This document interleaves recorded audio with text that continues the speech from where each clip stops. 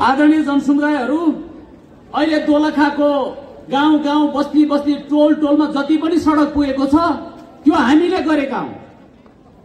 त्यो 2051 सालमा आफ्नो गाउँ आफै बनाऊ भन्ने पूर्व प्रधानमन्त्री श्रद्धेय मनमोहन अधिकारीको पालाबाट हामीले तपाईको गाउँ गाउँ टोलको विकास हामीले गरेका हौं। त्यति मात्रै होइन, राणा र पञ्चायतको बेलामा विद्यालयहरू बन्द थिए, पढ्न दिँदैन थिए, लेख्न दिँदैन थिए, बोल्न दिँदैन थिए, सभा सम्मेलन गर्न दिँदैन थिए, संगठन खोल्न दिँदैन थियो। त्यो सबै वाक स्वतन्त्रको वातावरण गर्ने काम सबै हामीले गरेका हौं। पञ्चहरूले गरेको छ, तिमीहरूले गर्यौ, जनतालाई अन्धकारमा राख्यो। न तिमीहरूको पालामा बिजुली बत्ती थियो, न टेलिफोन थियो, केही चिज थिएन, अन्धकारमा जनतालाई राखेका थिए।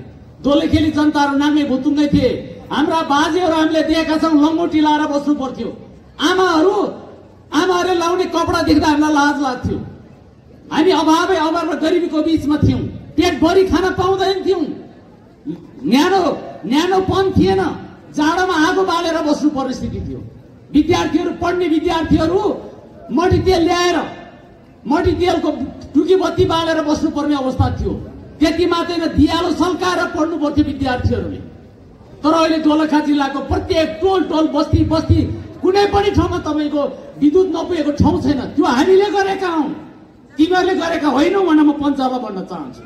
त्यति मात्र होइन, अहिले गाउँपालिकाका भवनहरू, वडा कार्यालयहरू, विद्यालय भवनहरू र आधारभूत तहको अस्पताल गाउँ गाउँमा कसले बनायो? त्यो हामीले बनाएका हौं। तिमीहरूको पालामा केही थियो? जनता सिटो मल खाने अवस्था थिएन, जनता नाङ्गै थिए। जनताले हामीले आफ्नो आवश्यकता पूरा गर्न चाहियो भन्दा पनि तिमीहरू दिन्थ्यौ, लाठी गोली दिन्थ्यौ। तिमीहरूले पिस्कर हत्याकाण्ड गर्यो, छिन्ताङ हत्याकाण्ड गरेको अवस्था थियो। त्यसैले गर्दा फुर्ती नलाउन पूर्व पञ्चहरूलाई आग्रह गर्न चाहन्छु। पञ्चहरूको अवस्था हामीले हेरेका छौं। अहिले पञ्चहरू, तपाईँ त्यो रामेछापको एकजना पञ्च थियो, त्यो राष्ट्रिय पञ्चायतको सभापति थियो, त्यो नवराज सुवेदी भन्ने मान्छे, त्यो अहिले 87 वर्ष भएछ। राजा ज्ञानेन्द्र 77 वर्ष भएछ। अहिले राजा ज्ञानेन्द्र र अनि त्यो 87 वर्षको नवराज सुवेदी अनि यो संहिता खारेज गर्छु भनेर आछ। त्यो दिवा स्वप्न नदेख। तिमीहरूले अलिकति मात्रै खुट्टा उचालेर आँखा झिम्क्यायो भने तिमीहरूलाई ठाउँका ठाउँको अलाउन हामी तयार छौं।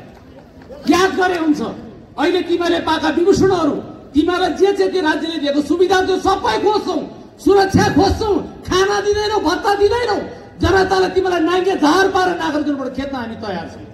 यसर्थ त्यसको तयारी हामी संहितावादी दलले गरिरहेका छौं।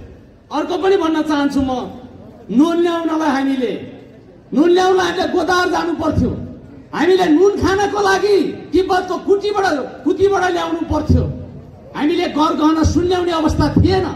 अहिले सबै व्यवस्था हामीले गरेका हौं। त्यसैले धेरै फुर्ती नलाउन आग्रह गर्छु।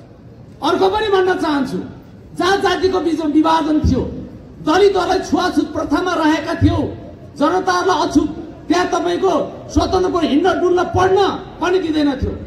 जनतालाई दलितहरूको बीचमा कहिलेकाहीँ तपाईँ अन्तर्जातीय विवाह गर्यो भने तिमीहरू दण्डित गर्थ्यौ। त्यति मात्र होइन, अहिले कुनै पनि व्यक्तिले दलित भनेर हेप्न पाइँदैन। स्वतन्त्रपूर्वक हिँड्न पर्ने वातावरण निर्माण गरेका छौँ। यो सबै हामीले गरेका हौं। हाम्रो अहिले प्रमुख अतिथि यही हुनुहुन्छ, सूचना तथा सञ्चार प्रविधि मन्त्री। गाउँ गाउँमा दोलखामा इन्टरनेटको व्यवस्था सूचना तथा सञ्चार मन्त्री हुँदा मान्य पार्वत गुरुङजीले गराउनु भएको। अहिले जिल्लामा भएका कतिपय रणनीतिक सडकहरू हामीले बनाएका हौं। त्यो पार्वतजीको बेलाको प्रस्तावित योजना हो। अहिले त्यो मूर्त रूप लिँदैछ। अब हामी करिब 400-500 किलोमिटर बाटो केही वर्षभित्र हामी पिच गर्छौं। त्रिदेशीय मार्गको विषयमा उहाँले भन्नुभएको छ। म एउटै कुरा जोड दिन चाहन्छु, अब दोलखा नेकपा एमाले नेपाली कांग्रेस र दोलखामा रहेका राजनीतिक दलहरू मिलेर हामी फलाक लामबगर फलाक नाका छिटो भन्दा छिटो खोल्छौं। अनि त्यति मात्रै दोलखामा रहेका मठ मन्दिर गुम्बाहरू, यहाँ रहेका चैत्यहरू सबै हामी व्यवस्थापन गर्छौं। गुणस्तरीय शिक्षाको प्रत्याभूति दिन्छौं, कृषिमा आधुनिकीकरण गर्छौं, कृषिलाई व्यवसायीकरण गर्छौं, दोलखालाई लगानी मैत्री जिल्लाको रूपमा विकास गर्ने गरी हामी अगाडि जानेछौं। र म अर्को आग्रह गर्न चाहन्छु, तिमीहरूको पालामा असै र सही पनि हुँदैन थियो। महिलाहरू प्रहरीमा भर्ना लिँदैन थियो। त्यो महिला प्रहरी तपाईको सेना र प्रहरीमा जाने काम नेकपा एमाले र नेपाली कांग्रेसहरूले गरेका हौ। तिमीहरूले गरेका हौ। महिलाहरूलाई तपाईको बच्चा पाउने मेसिनको रूपमा राखेका थियो। कोही महिलाहरू सुत्केरी हुँदा मर्ने अवस्था थियो, गरिब र अभावको रूपमा जनता मर्थे। तर हामी आइसकेपछि, राष्ट्रपति विद्यादेवी भण्डारी भइसकेपछि, वर्तमान केपी ओलीको सरकार, शेरबहादुर सरकारले कुनै पनि सुत्केरी मर्ने अवस्थामा हेलिकप्टर चार्टर गरेर बाँच्ने अवस्थाको प्रत्याभूति दिएका छौँ। बाल अधिकारको प्रत्याभूति दिएका छौँ, महिला अधिकारको प्रत्याभूति दिएका छौँ।